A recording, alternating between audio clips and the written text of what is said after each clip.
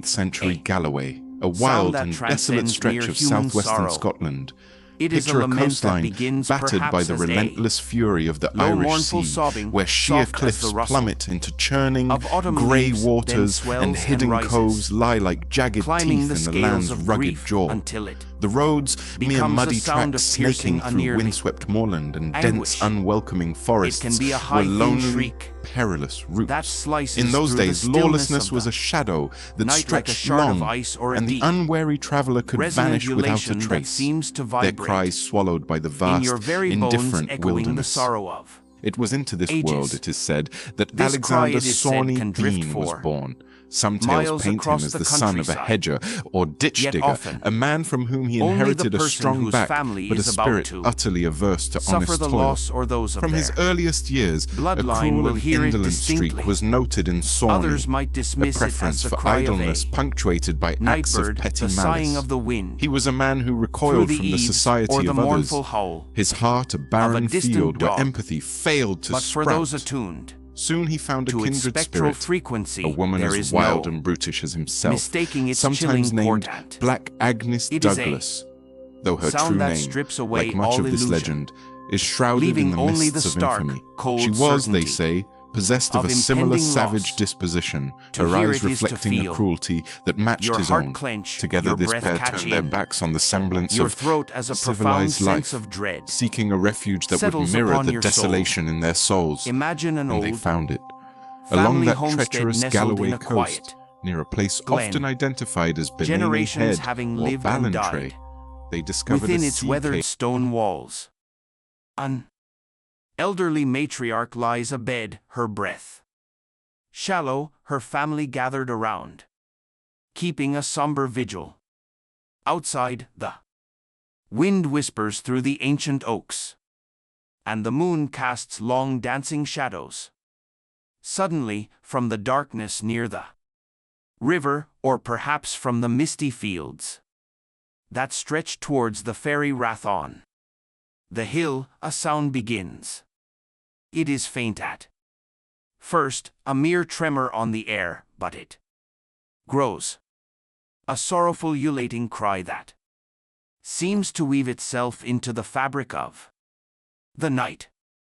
The family members exchange glances, their faces pale, their eyes wide with a shared unspoken understanding.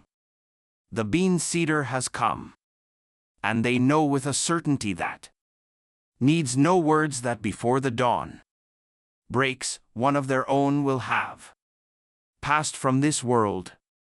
There are stories whispered down through the generations of individuals who have chanced upon the banshee.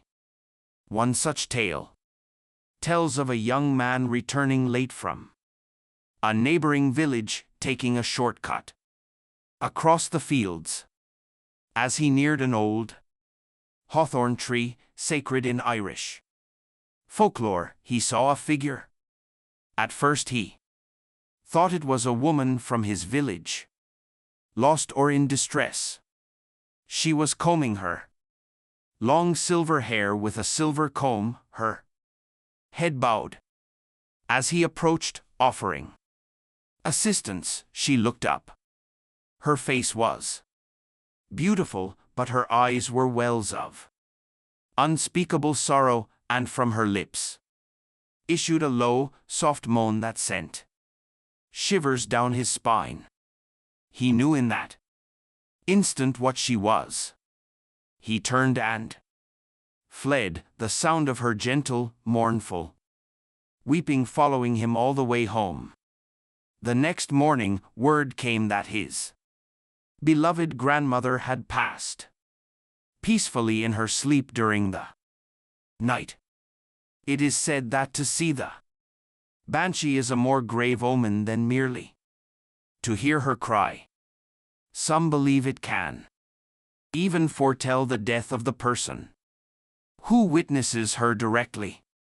And while her lament is primarily for the ancient Irish families, tales persist of her cry being heard before great national tragedies, her sorrow extending beyond individual families to mourn for the island itself. The tradition of the banshee is woven deeply into the Irish psyche, a poignant acknowledgement of the inevitability of death and the enduring power of ancestral connection.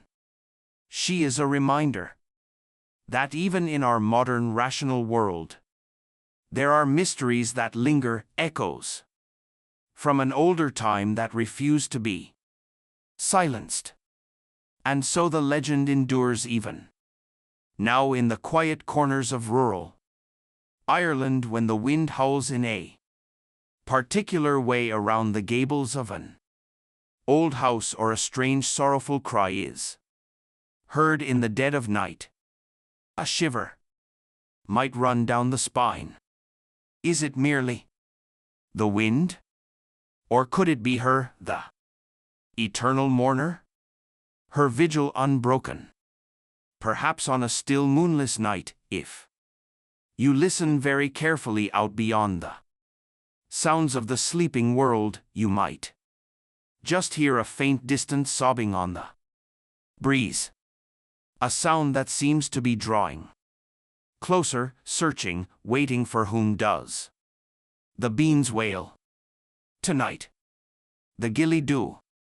Picture, if you will, a particular kind of woodland nestled near Loch and Loch, a druing in the northwestern Highlands.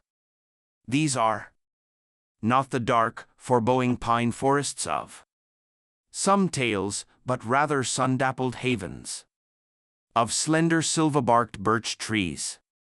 Their leaves in spring and summer create a delicate, trembling canopy, casting a mosaic of light and shadow upon the mossy floor below. The air here is sweet, with the scent of damp earth, of fern, and the subtle woody fragrance of the birch itself. It is a place of quiet solitude, where the only sounds are the whisper of the wind through the leaves, the gentle murmur of a hidden burn, and the occasional call of a forest bird. Yet it is also a place where one might easily lose their way, where the familiar world feels distant and the ancient pulse of nature beats strong and true. It is in such sanctuaries that the Gillidu, dark-haired lad in the Gaelic tongue, makes his home. He is a fairy?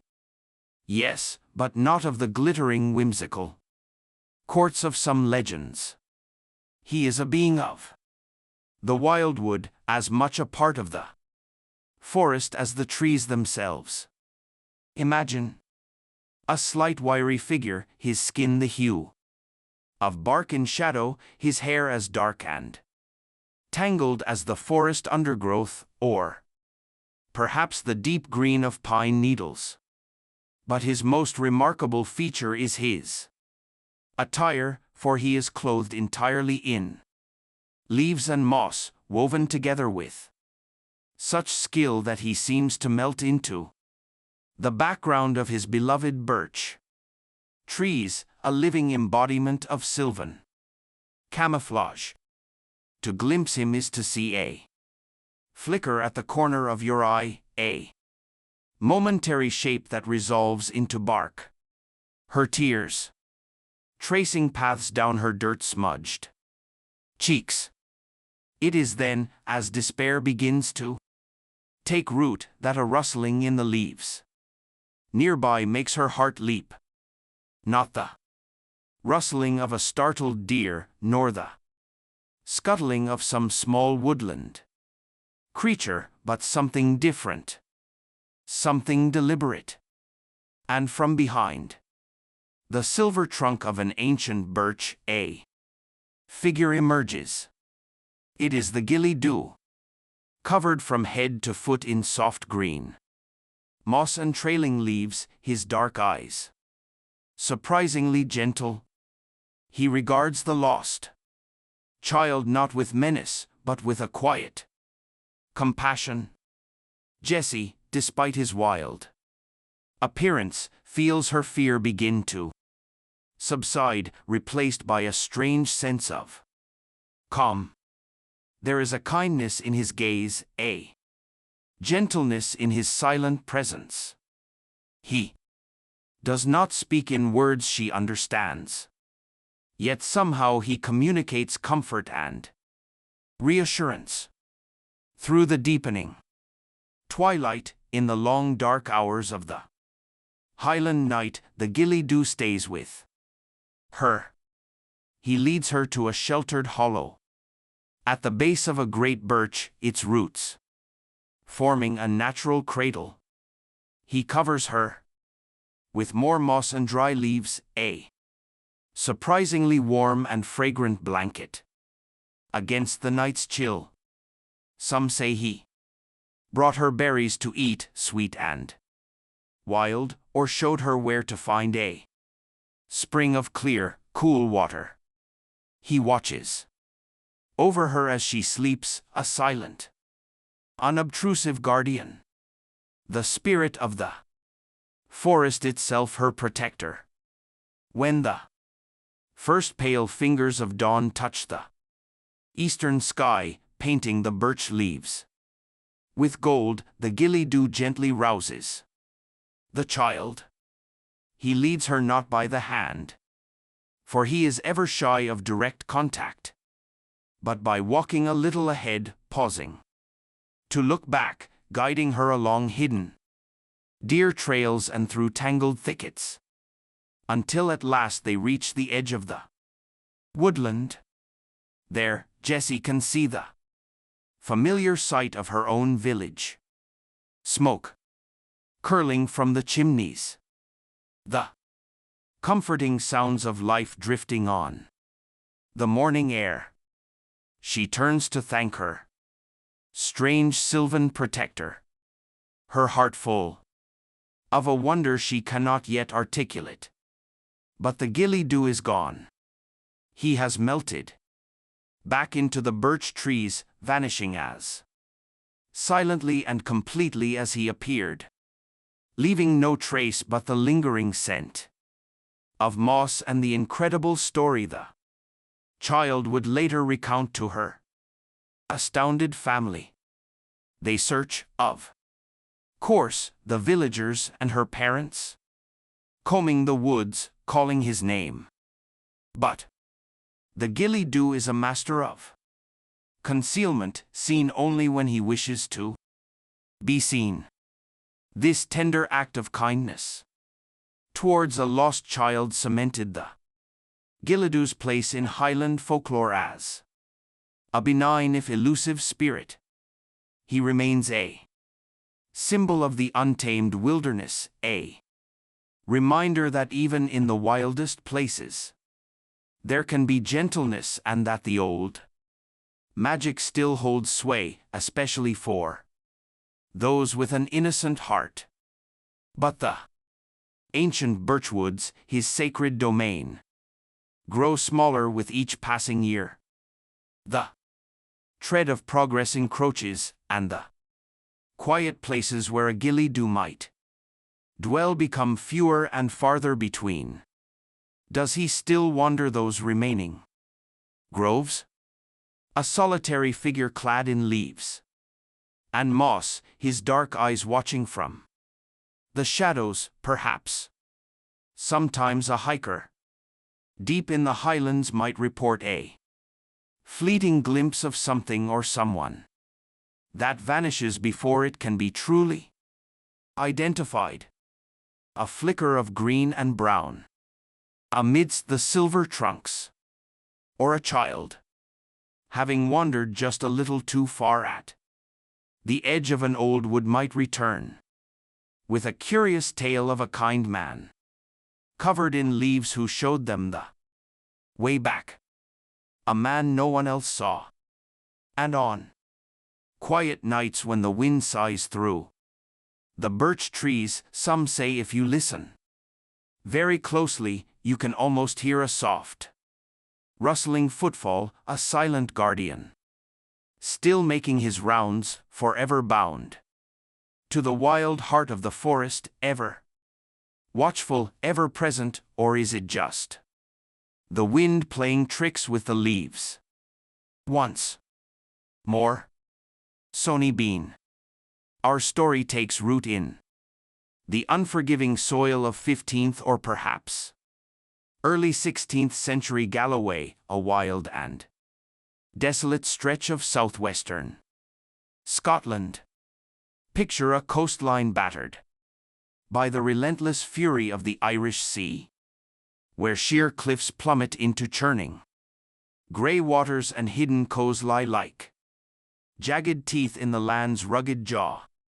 The roads, mere muddy tracks snaking through windswept mand and dense, unwelcoming forests were lonely, perilous routes. In those days, lawlessness was a shadow that stretched long, and the unwary traveler could vanish without a trace. Their cries swallowed by the vast, indifferent wilderness. It was into this world, it is said, that Alexander Sonny Bean was born. Some tales paint him as the son of a hedger or ditch digger, a man from whom he inherited a strong back, but a spirit utterly averse to honest toil. From his earliest years, a cruel and indolent streak was noted in Sorney, a preference for idleness punctuated by acts of petty malice. He was a man who recoiled from the society of others, his heart a barren field where empathy failed to sprout. Soon he found a kindred spirit, a woman as wild and brutish as himself, sometimes named Black Agnes Douglas, though her true name, like much of this legend, is shrouded in the mists of infamy. She was, they say, possessed of a similar savage disposition, her eyes reflecting a cruelty that matched his own. Together, this pair turned their backs on the semblance of civilized life, seeking a refuge that would mirror the desolation in their souls. And they found it along that treacherous Galloway coast near a place often identified as Benane Head or Ballantrae. They discovered a sea cave of extraordinary depth and secrecy. Imagine its entrance. A gaping moor in the cliff face, entirely concealed at high tide. The waves crashing against the rocks, guarding its dark secrets. Inside it was a labyrinth of damp, narrow passages, twisting and turning for nearly a mile.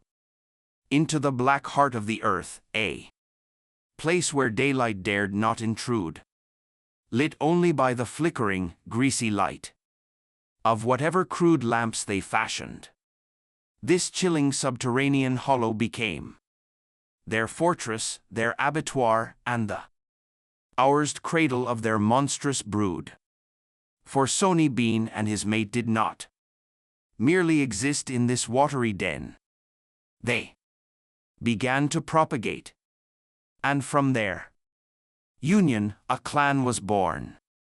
A clan conceived in darkness and nurtured under the cloak of twilight, or in the dead of night they would emerge from their hidden lair like predatory beasts to ambush those who journeyed alone or in small, vulnerable groups along the coastal paths. The attacks were brutal and swift. Victims were overwhelmed, robbed of their meager possessions, and then with a chilling efficiency, silenced forever. But their grim work did not end there. The bodies were dragged back to the cavern, their flesh to become the clan's unholy fare. Within those dripping, lightless passages, scenes of unimaginable horror unfolded. The Bean clan, it is whispered with a shudder, were cannibals. They dismembered their victims, pickling the human flesh in barrels, hanging strips, to dry in the dank air like grotesque charcuterie, ensuring a constant supply of sustenance for their ever-expanding family. Over a period reputed to be some 25 years, the clan swelled in number. Sons and daughters were born, and in their isolation, they knew no law but their fathers, no morality but the savagery of their existence. Brother coupled with sister, father with daughter, and from these incestuous unions, grandchildren were born. Children of the cave, feral and degenerate. Their first sights the dismemberment of human bodies. Their first lessons the art of the ambush. The clan grew to several dozen, some say 48 souls. A grotesque parody of a family, bound by blood and by their shared unspeakable crimes. Meanwhile, the surrounding countryside was gripped by a creeping terror. People began to vanish. A peddler on his way to market. A young couple eloping. A solitary soldier. All gone without a trace. Livestock, too, would occasionally disappear. Though it was the human prey the beings truly craved. Frantic searches were mounted, but the desolate coastline and the labyrinthine cave guarded their secret. Well, in the absence of answers, fear bred suspicion. Innocent innkeepers were accused of murdering their guests. Their establishments burned to the ground. Lonely hermits and bewildered travelers were hauled before magistrates, tortured and executed for crimes they did not commit. The true culprits remaining hidden, their ghastly feasting uninterrupted. The land itself seemed to groan under the weight of this unseen, pervasive evil. The downfall of the Bean clan, when it finally came, was as brutal as their reign of terror. The most common telling recounts a husband and wife returning from a local fair.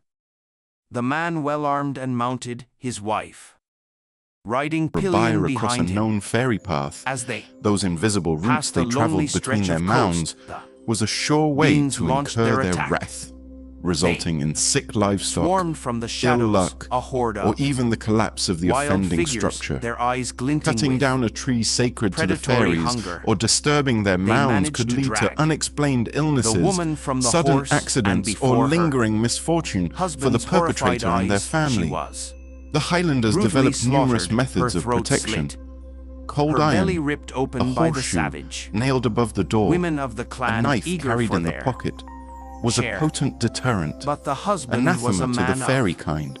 considerable Rowan courage berries and with their skill. five-pointed star, Drawing a pentagram, his sword and a pistol, symbol of he fought protection, with the were often hung fury above of a man who doorways had or lost sewn everything. into clothing. Holding Running the water cannibal was horde another at bay. barrier they were reluctant to Some cross.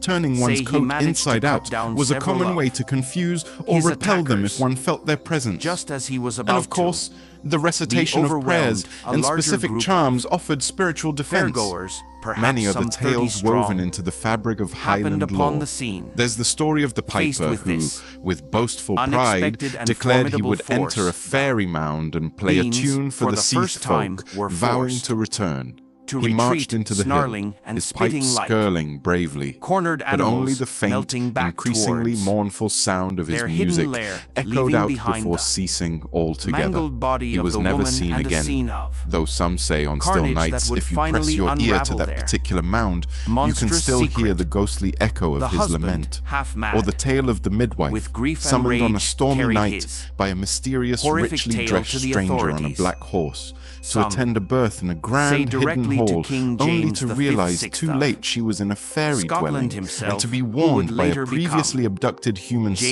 servant I not of to England. eat or drink, The lest king, she too incensed become trapped. by The such barbarity the within his banshee, realm that is sorrowful harbinger of said death to for have certain personally led ancient a small families, army, is herself considered complete one of with the bloodhounds Ao-Si, to hunt an down ancestral spirit this bound to nest her of mortal vipers. kin, her wail The a search lament was that bridges both worlds. arduous, the rugged In our modern coastline world, offering lit by the harsh glare countless of hiding electric light places. and dominated by the But the certainties dogs, of science, their belief senses in the keen, Ao-Si eventually has led largely the receded into the realm king's of men to charming the mouth of folklore. that terrible Fairy mounds cave, stand its silent, entrance revealed often at low unremarked, their secrets Imagine the undisturbed, soldiers' yet the wild, trepidation as they untamed places of the Highlands ventured into still the hold a stinking, potent oppressive atmosphere, a sense of darkness, something ancient and watchful, torches just casting beyond the everyday. flickering, And who is to grotesque say they have shadows on truly the departed? damp rock walls. Perhaps they have merely withdrawn they further discovered from our noisy, within was a skeptical corral world. house beyond Their their shimmering courts now worst hidden even imaginings, deeper within the folds piles of the human land. bones, Their music played remnants of only for countless those who victims still lay possess the strewn ear to hear it. about Imagine, barrels as of dusk pickled settles limbs over a and remote glen, a organs faint, line the captivating passages, melody drifting on the evening valuables breeze from a lonely, plundered rounded from their hill. prey. Or consider the hill Coins, walker, momentarily jewelry, disoriented clothing in a were sudden heaped in mist, macabre, who glimpses a fleeting treasure procession troves, of graceful and figures, there, clad in cowering in shimmering green, the moving deepest silently recesses, through the they heather, found them, only to vanish as the being mist clad. clears. Could it Men, be that the women, gateways to and their children, world still shimmer, their bodies unseen by filthy, most their eyes waiting for an vacant, unsuspecting or footstep, glaring with feral or a hatred? heart still open to the More ancient enchantments of the animal than Highlands, human. to once more There swing was no silently trial. open? The The Ao-Si are evidence of their patient, and the old atrocities paths, was they say, are never overwhelming. truly closed. The crimes too Our heinous recounting for of these timeless legends due from the process of wilder law. fringes of Britain The and entire Ireland clan now draws to a close, captured but the and spirits and transported creatures to themselves, it is said, Edinburgh, or have never perhaps truly Luwera departed. Swift. From the And unfathomable brutal depths of justice Loch was Ness meted out. to the mist-shrouded The peaks of the men Cairngorms, had their from the hands and haunted feet cut off stones of and ancient castles were to left the to hidden bleed to fairy death. mounds of the A Highlands. terrible These narratives endure. symmetry to They their are own etched into the dismemberment landscapes, of whispered in the folklore, victims. and felt in the The shiver women that and runs children down the were spine on a lonely forced night. to watch this These gruesome tales spectacle of elusive monsters, before being benevolent burned alive guardians, at the stake. sorrowful phantoms, It is said that terrifying to the very cannibals, and end, the none ever-present, powerful them showed any Each-Uisge remorse. explore the enduring Instead, mysteries of nature, the spewing thin curses veil and vile between our world imprecations, and the next, the their depths of defiant human howls cruelty, mingling with and the surprising springs crackle of of the kindness flames. found in the most ended unexpected the forms. reign Whether of born Sony of Bean fleeting and his glimpses, cannibal ancestral memory, clan. or the deepest Or did human it? fears and wonders, The they historical remain a veracity vital, breathing part of Sony a Bean rich is a cultural matter of much heritage. debate May these legends among continue to scholars. stir the imagination, No definitive, remind us of the magic woven into the contemporary fabric of records the world, confirm his and whisper their unsettling existence or questions these into the winds specific for events. generations yet to come. Some For in the argue quiet it is a dark places, folk if you tale, listen a closely, bogeyman. their stories are still Story being told. created to explain disappearances, or perhaps anti-Scottish propaganda from later centuries. Yet the legend persists, told and retold, its gruesome details enduring with a chilling tenacity. And even if the man sane and his original brood were indeed wiped from the face of the earth, the story leaves a residue of unease. Those desolate coves along the Galloway coast still echo with the not merely a mountain, but a colossal titan of granite, its summit sprawling into a vast Arctic-like plateau, a place of stark primordial beauty. This is a realm where the sky feels impossibly close, and the silence can be so profound it hums in your ears. Yet this silence is often broken by the mournful sigh of the wind as it scours the exposed rock and stunted tenacious flora. The weather here is a fickle, formidable beast. Brilliant sunshine can surrender in moments to a blinding, disorienting whiteout. Thick mists can roll in with terrifying speed, swallowing landmarks and transforming the familiar into the alien. To be caught on these high places, when the clouds descend, is to feel an isolation so complete, so overwhelming. It can touch the very edge of primal fear. It is within this theater of elemental power that whispers of Amar. Let the big grey man have taken root and grown into a legend that chills the blood of even the most seasoned mountaineers. He is not a creature of defined form, no easily categorized beast. Instead, he is an experience, a presence, a creeping dread that insinuates itself into the psyche. Descriptions are often frustratingly vague, born of fleeting glimpses through swirling vapor.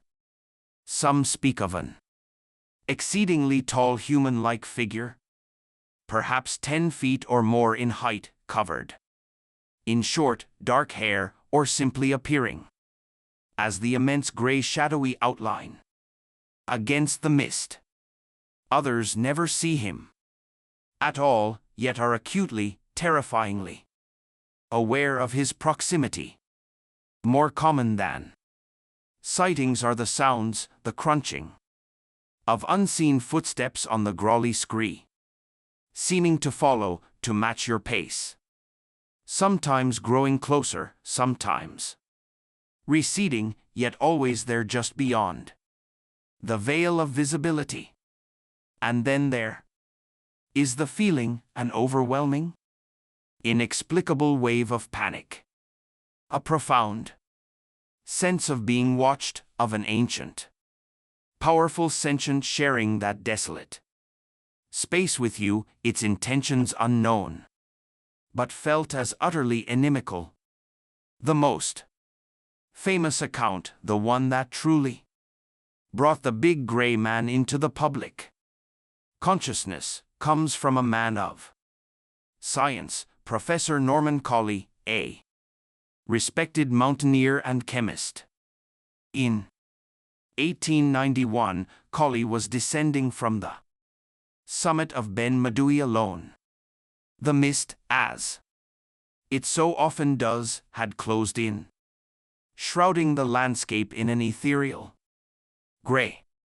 He began to hear, he later recounted, a curious crunching sound behind him, as if someone were walking in his footsteps, but with a stride far longer than his own.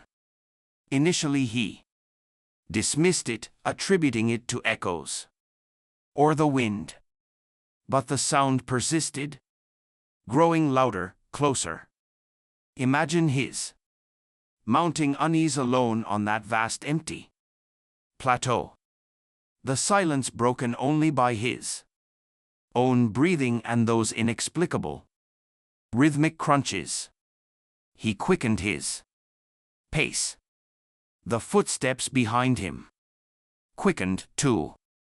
He described how the thing, for he could not define it, seemed to be just yards away. A vast, shadowy presence felt more than seen in the dense fog. A sudden, overwhelming terror seized him.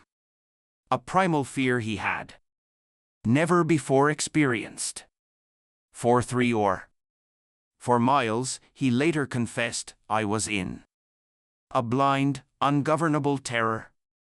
He fled, stumbling and running down the treacherous slopes, not daring to look back until he reached the relative safety of the Rothium forest far below. Professor Colley, a man of logic and reason, remained convinced for the rest of his life that he had been pursued by something truly extraordinary and terrifying. His story, once told, opened a floodgate. Other climbers, emboldened by his reputation, began to share their own unsettling experiences. One walker in 1904 described hearing Gaelic speech. Strange and guttural when he knew he was utterly alone. Another Peter Denchum, a pilot and mountaineer, recounted in 1945 how he heard heavy footsteps and felt an eerie abnormal presence that compelled him to flee. Despite being a man not easily spooked, he too spoke of an overwhelming sense of dread that had no rational basis. There are those who have sought to explain these encounters through natural phenomena. The Brocken spectre is often cited, a phenomenon where an observer's own shadow is cast onto mist, often appearing greatly enlarged and sometimes surrounded by a rainbow-like halo. It can indeed be an unnerving sight. Yet this explanation falls short for many. It does not account for the distinct rhythmic footsteps heard when no visual apparition is present.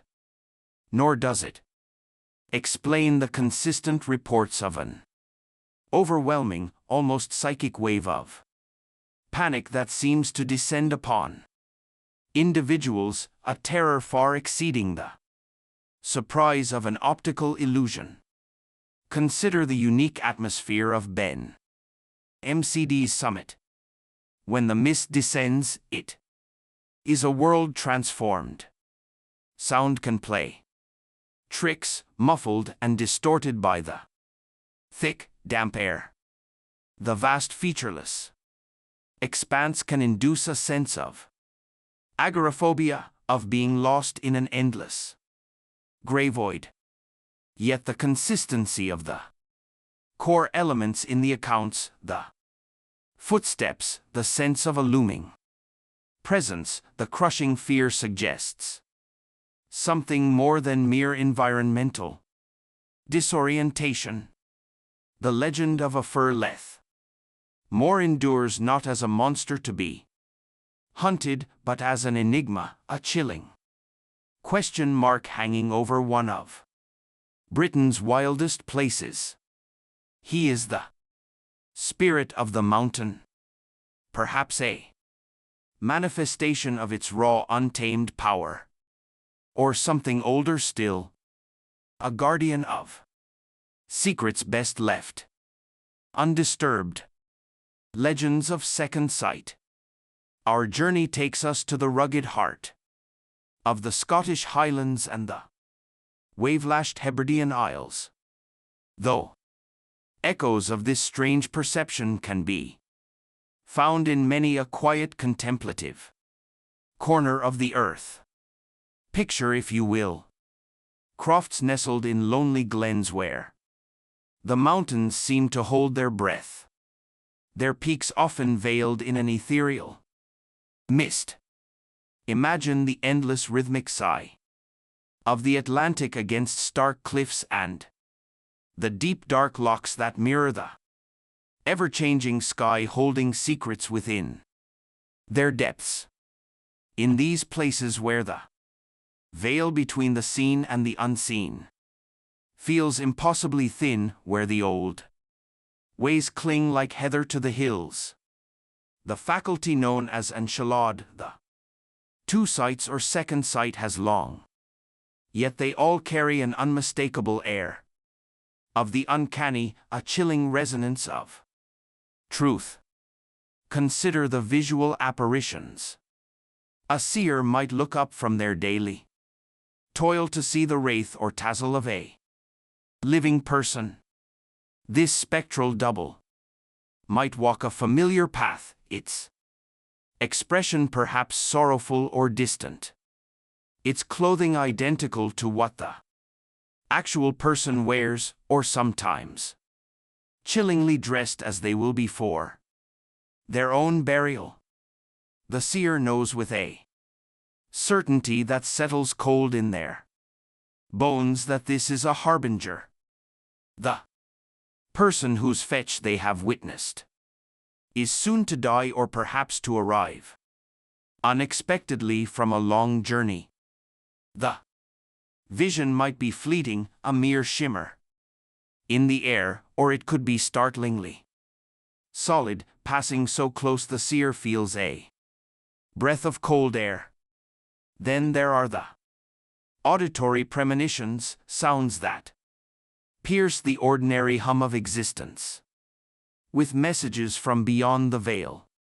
A lonely woman mending nets by the peat fire might hear the distinct heavy tread of her husband's boots on the stone path outside her cottage, only to open the door to an empty windswept night.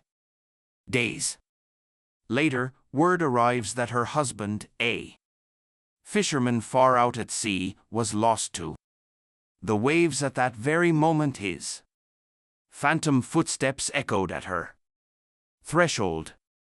Others might hear the mournful strains of a funeral psalm, a coroner when no mourners are present, or the sharp rhythmic tapping of a phantom hammer as if a coffin is being hastily constructed nearby.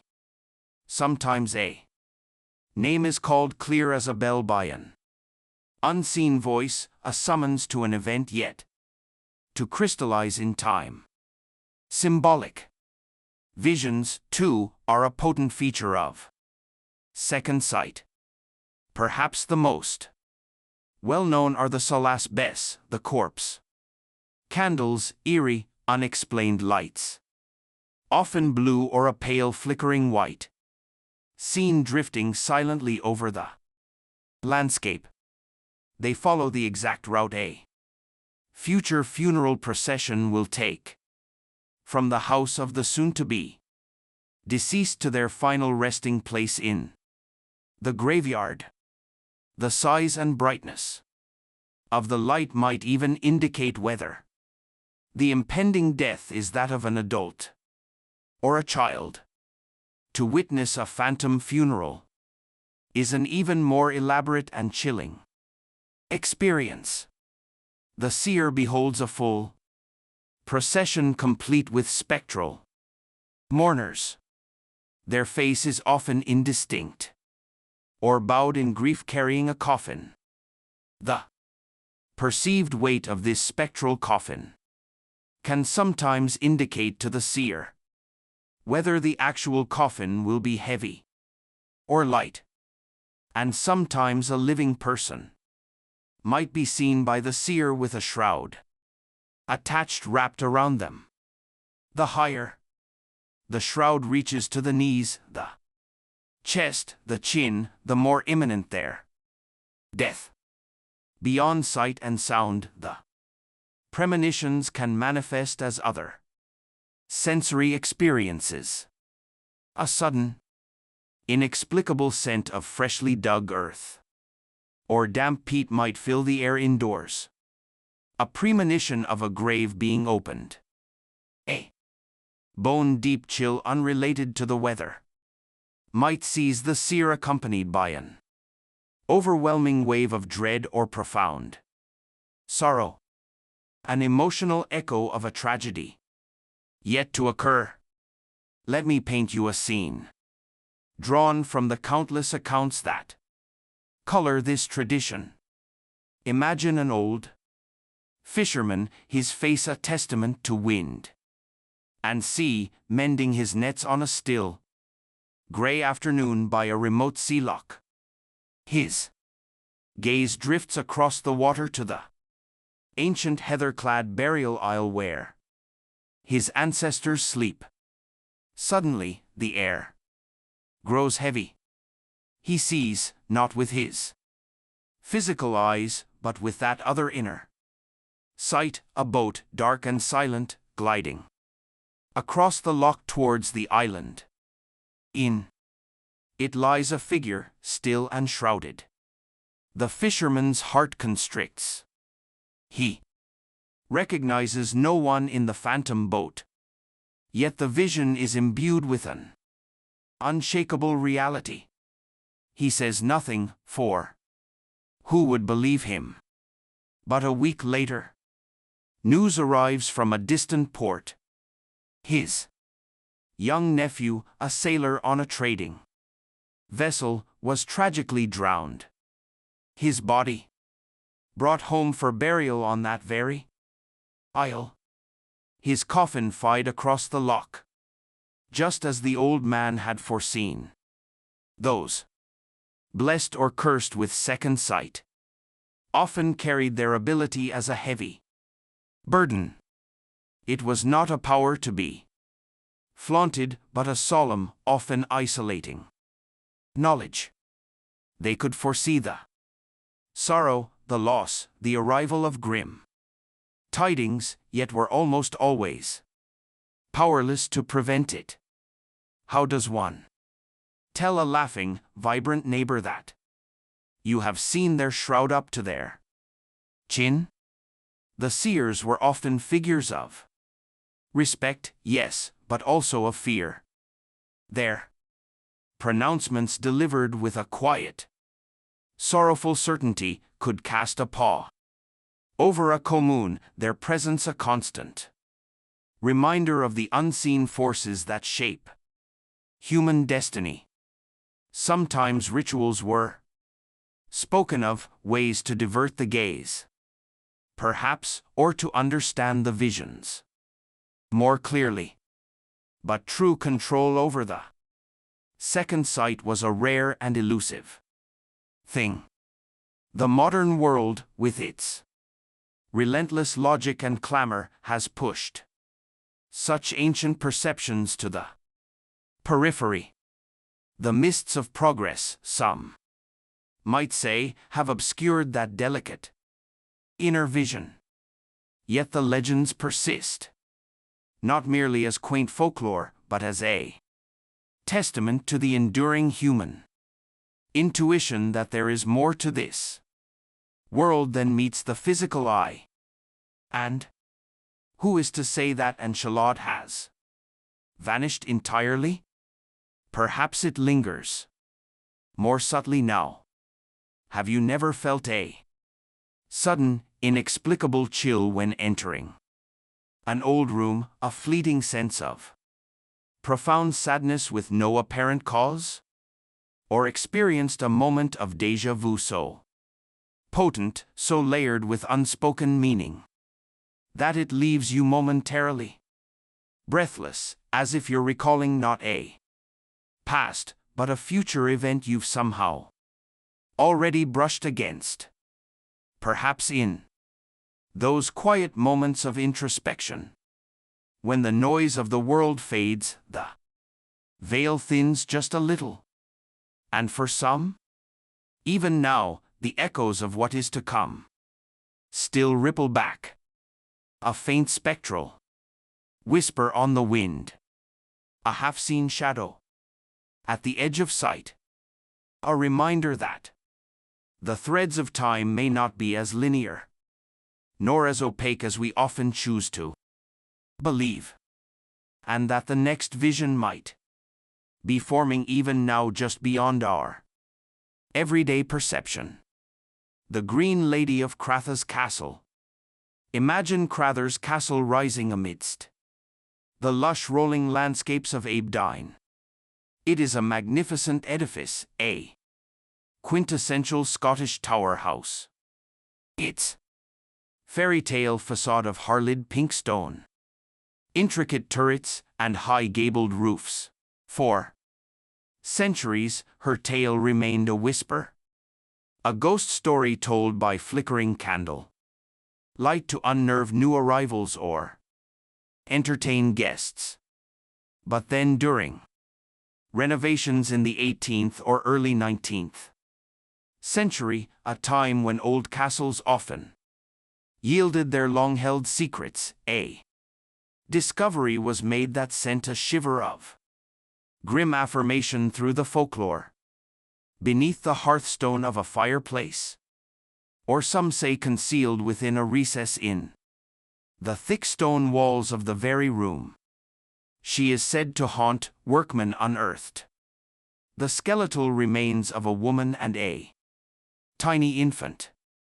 The bones, small and brittle with age, told a silent, devastating story, lending a terrible credence to the sightings of a sorrowful lady in green, forever bound to the place of her earthly suffering and untimely demise. Her manifestations are as poignant as her suspected fate. She is often seen gliding silently across the Green Lady's room, sometimes pausing by the ancient fireplace as if drawn to the place where her earthly remains and those of her child lay hidden for so long. Witnesses describe a figure, sometimes distinct, her green dress vivid against the dark wood, her features often obscured or sorrowful. At other times, her presence is more ethereal, a fleeting glimpse of green fabric disappearing through a doorway, a cold spot that inexplicably chills the air in an otherwise warm room, or the faint, almost imperceptible scent of old lace in a profound, melancholic stillness. Perhaps most heartbreakingly, she is sometimes seen cradling a spectral infant in her arms. Her movements gentle, her sorrow palpable, forever locked in an ethereal tableau of lost motherhood. The rustle of silk, where no silk is present, has been reported, as has the faint, distant sound of a woman weeping, a sound that seems to emanate from the very fabric of the castle itself. Many have claimed to witness her castle staff through the generations, have recounted quiet, unexplained encounters. Visitors unaware of the legend have sometimes asked about the lady in the green dress they thought they saw pacing in a particular chamber. She does not interact. She does not threaten. She merely is a persistent, sorrowful echo of a life cut short, a tragedy absorbed by the ancient stones. It is said that her presence is not tied to portents for the living inhabitants. Unlike some other ancestral spirits, her grief is her own, her wanderings a solitary vigil, a testament to a personal tragedy that refuses to fade into the oblivion of forgotten time. She is a poignant reminder that the grand tapestries of history are woven not just with threads of triumph and nobility, but also with the darker skeins of human cruelty and sorrow. The Green Lady's room still exists within Kay's castle, a beautiful chamber by day, steeped in history. But as twilight descends and the shadows lengthen, stretching across the ancient floorboards, one cannot help but feel a certain watchfulness in the air. The silence deepens, and the past feels very close. The wind perhaps sighs a little more mournfully around its casements. Is that a flicker of movement by the hearth? A whisper of green in the periphery of your vision, or merely the play of fading light on old tapestries? She may have been given a name in some tellings, but her identity remains as spectral as her form. Her story a haunting testament to a secret crinkish. For even now, it is said, on the quietest of nights, when the castle sleeps under a canopy of stars, a mother's love and a mother's sorrow still seeks solace within those ancient walls, forever searching, forever grieving, forever green. Wulver, the kind-hearted wolf men of the Shetland Isles, picture these Islands. Shetland, a rugged archipelago, where the land meets the sea in a dramatic embrace of towering cliffs. Secluded. Vodskaris. Life here has always been shaped by the ocean's moods, its bounty, its fury, its profound encompassing presence. Imagine crofts nestled in sheltered hollows, their peat smoke a thin blue ribbon against the vast, often moody sky. Wind-swept moorlands blooming, with heather and cotton grass and the ever-present calls of seabirds echoing over landscapes steeped in Norse and Scottish law. It is in this ancient, elemental setting that the tales of the Wulver were born. The Wulver is a creature apart, a being that defies easy categorization.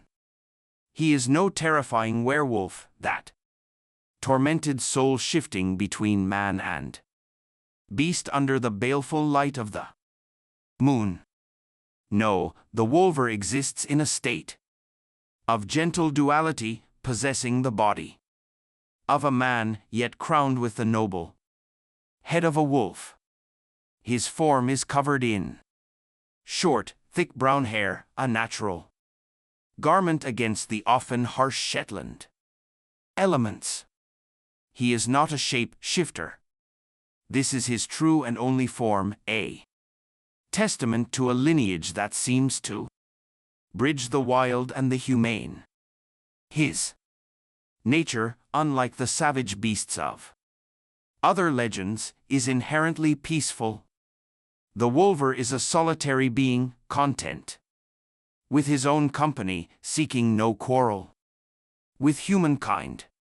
He is often depicted as a thoughtful, almost philosophical creature, spending long hours in quiet contemplation. His chosen abode is typically a rough cave hollowed out by the sea, or a simple shelter built amongst the rocks in some secluded, unfrequented spot. One of the most enduring images of the Wulver is that of him fishing. Each Wulver, it was said, had his own particular rock, a Wulver's stain, often a flat slab jutting out into a fish-rich tide. There he would sit for hours, patiently angling with a line and tackle of his own devising, his lupin head bowed in concentration, his movements unhurried and deliberate. The sea, it seemed, offered him its bounty willingly. But it is the Wulver's quiet acts of kindness, his unassuming charity, that truly set him apart in the annals of folklore. He was known to be particularly mindful of the poor and the needy, those struggling to make ends meet in the often harsh environment of the Isles. Imagine a crofter's cottage, home to a family facing a lean winter. The fishing boat storm-stayed, the latter growing bare. As dawn breaks, a child sent to fetch water might find placed carefully upon the windowsill, or by the door a small pile of fresh fish. Silks or piltocks glisten, and who is to say that they are entirely gone?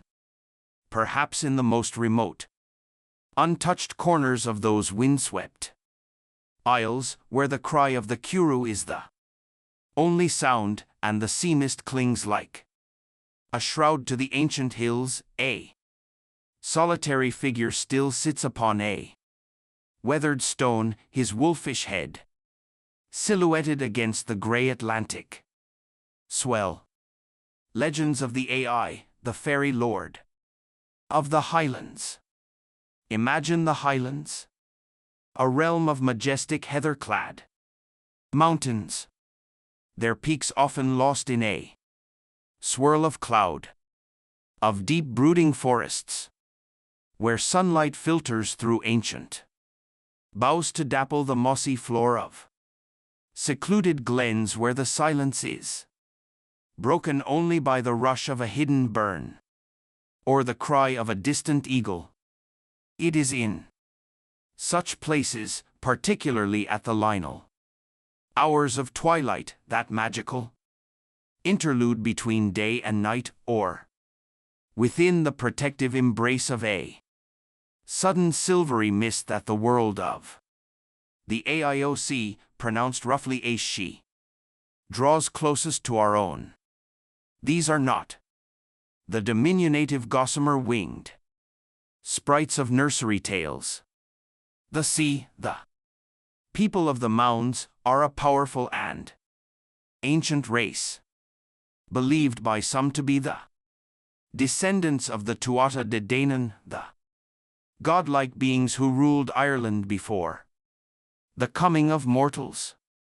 Others whisper they are fallen angels, not wicked enough for hell, nor virtuous enough for heaven, condemned to walk the hidden pathways of the earth.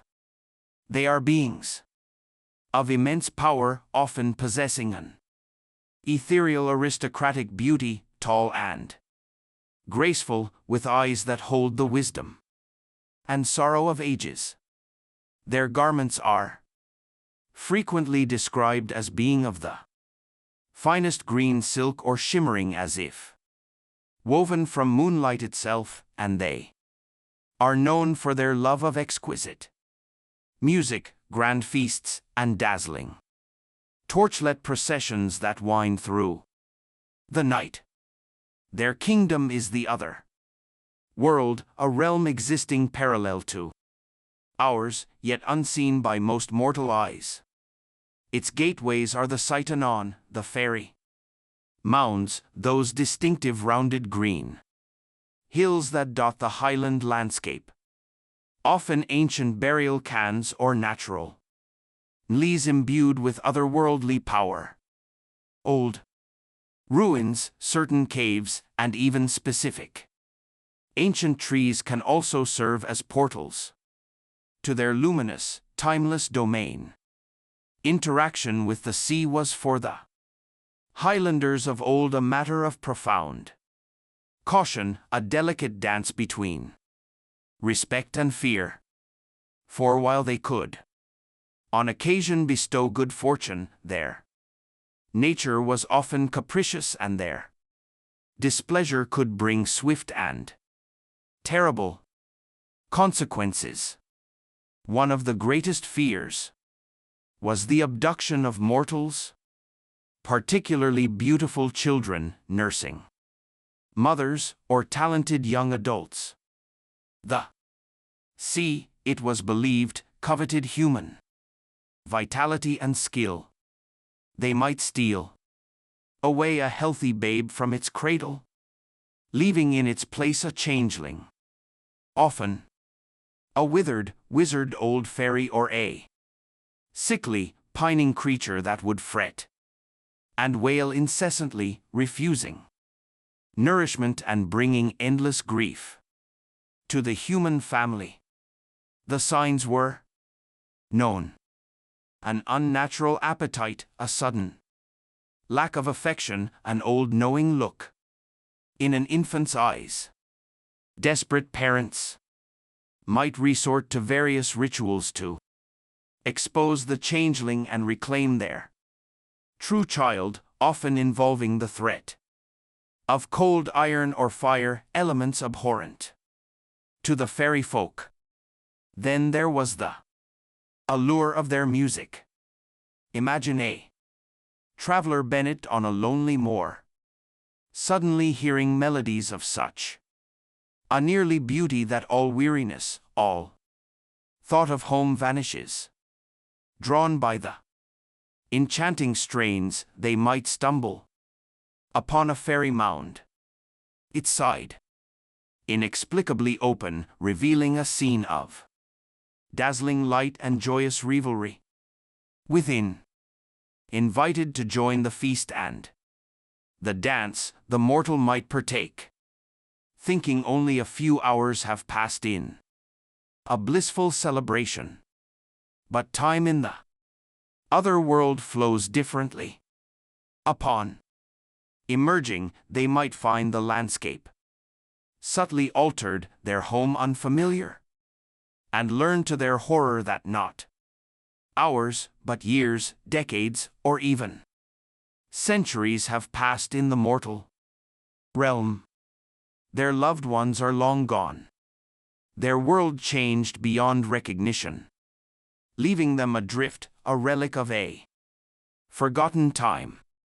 Respect for the AI and their territories was paramount. Offerings of milk, butter, or a portion of the evening meal might be left out on a special stone or by the hearth to appease them and garner their goodwill. Conversely, to offend them was to invite disaster. Building a house or a byre across a known ferry path, those invisible routes they traveled between their mounds was a sure way to incur their wrath, resulting in sick livestock, ill luck, or even the collapse of the offending structure. Cutting down a tree sacred to the fairies or disturbing their mounds could lead to unexplained illnesses, sudden accidents, or lingering misfortune for the perpetrator and their family. The Highlanders developed numerous methods of protection. Cold iron, a horseshoe nailed above the door, a knife carried in the pocket, was a potent deterrent. Anathema to the fairy kind. Rowan berries with their five-pointed star, a pentagram, a symbol of protection, were often hung above doorways or sewn into clothing. Running water was another barrier they were reluctant to cross. Turning one's coat inside out was a common way to confuse or repel them if one felt their presence.